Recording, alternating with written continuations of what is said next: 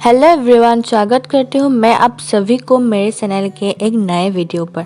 My self मिठू बड़ा। आज के इस वीडियो में हम डिस्कस करने वाले हैं तरुण दत्त के द्वारा लिखी गई एक ब्यूटीफुल पोएम को, जिसका टाइटल है सीता।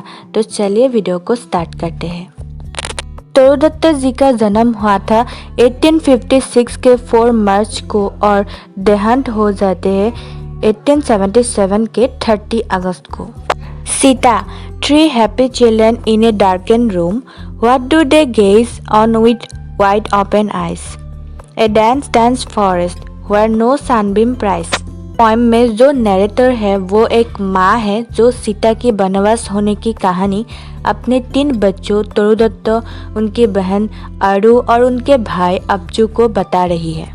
सोने से पहले ही ये 3 बच्चे अपनी माँ से कहानी सुना करते हैं। कहानी के साथ साथ ये तीनों बच्चे अपने मन में इमेजिन करते हैं कि कैसे सीता वाल्मीकि जी के आश्रम में अपना वनवास जीवन व्यतीत कर रही है। And in its centre A clear spot tree Bloom, gigantic flowers on creepers that embrace tall trees there in a quiet lucid lake. The white swans glide there wearing from a break. The peacock springs there, herds of wild deer race. Their patches gleam with yellow waving grain. Their blue smoke from strange altars rises light. There dwells in peace the poet anchorite. But who is this fair lady? Not in vain she weeps.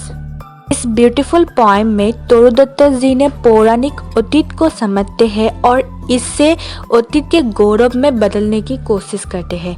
वो वनवास में सीता के picture देती है।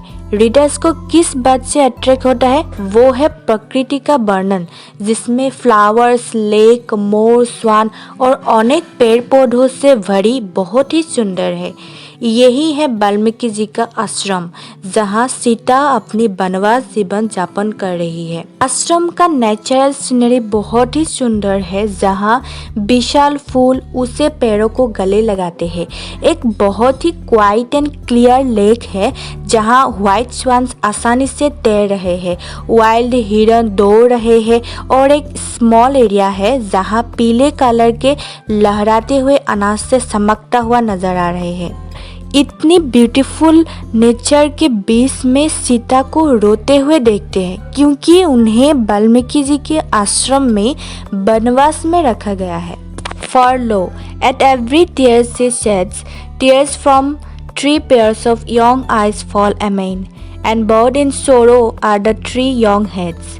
It is an old story, and the lay which has evoked sad Sita from the past is by Mulder sung. It is hushed at last, and melts the picture from their sight away.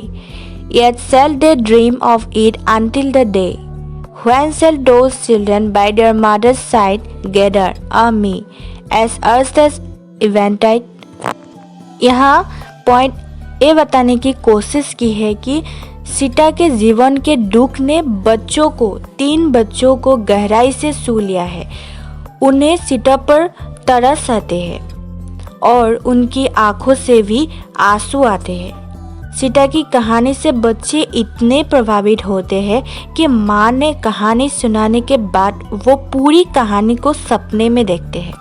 इस poem में एक और भी बात बताने की कोशिश की है, वो है राम के पत्नी सीता वाल्मीकि आश्रम के ब्यूटीफुल सीनरी के बीच में अकेला रो रही है। वो अपना अकेलापन व्यतीत कर रही है आश्रम में।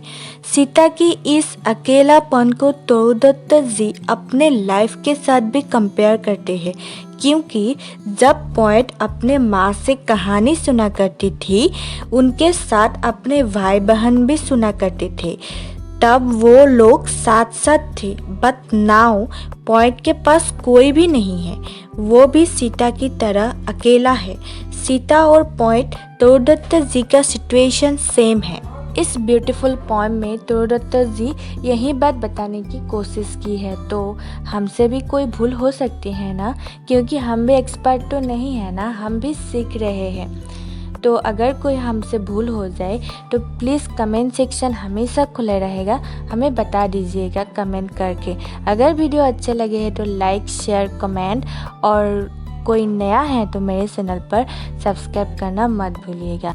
आज के वीडियो में बस इतना ही। Thank you so much.